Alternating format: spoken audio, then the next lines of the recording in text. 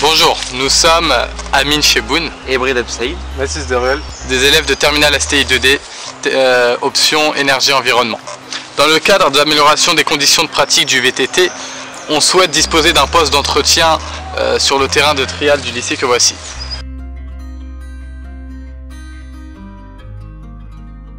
Notre projet permettra de faciliter et d'améliorer la qualité des lavages des VTT.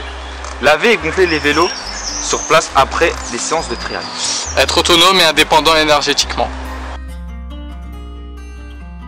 Les performances attendues sont de pouvoir laver 10 vélos par séance, soit 40 vélos par mois, en n'utilisant que 6 litres d'eau par lavage.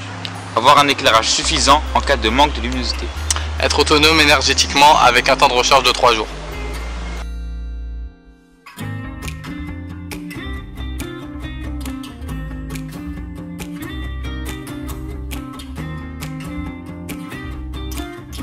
Pour les simulations, j'ai réglé les paramètres du modèle afin d'obtenir les courbes caractéristiques du constructeur.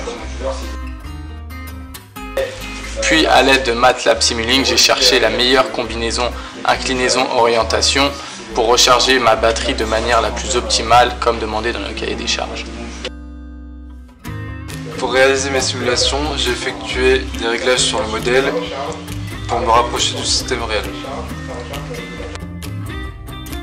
Puis j'ai adapté ma simulation pour obtenir les résultats de pression, débit et courant consommé les plus proches du cahier des charges. Et j'ai aussi mis en place une simulation d'un programme réalisant la gestion énergétique de ma pompe, répondant aux besoins du cahier des charges. À partir du fichier du modèle fourni par le constructeur, j'ai effectué une simulation Dialux afin d'obtenir la position du spot donnant les performances des sièges. Puis j'ai fait un programme qui n'autorise l'éclairage que s'il fait sombre et que l'utilisateur est présent conformément au cahier des charges. Concernant les mesures sur le prototype, Nous avons mis en place des protocoles expérimentaux. Pour avoir des mesures validant nos simulations et répondant au cahier des charges.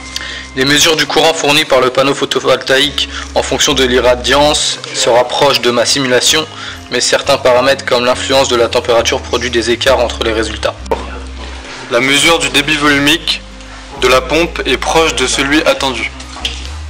Les mesures de la luminosité de mon système d'éclairage sont proches de ceux de la simulation. Ils répondent aux besoins. En conclusion, nos simulations nous ont permis d'avoir les meilleurs réglages pour réaliser notre prototype. Notre prototype est fonctionnel et répond au mieux aux besoins.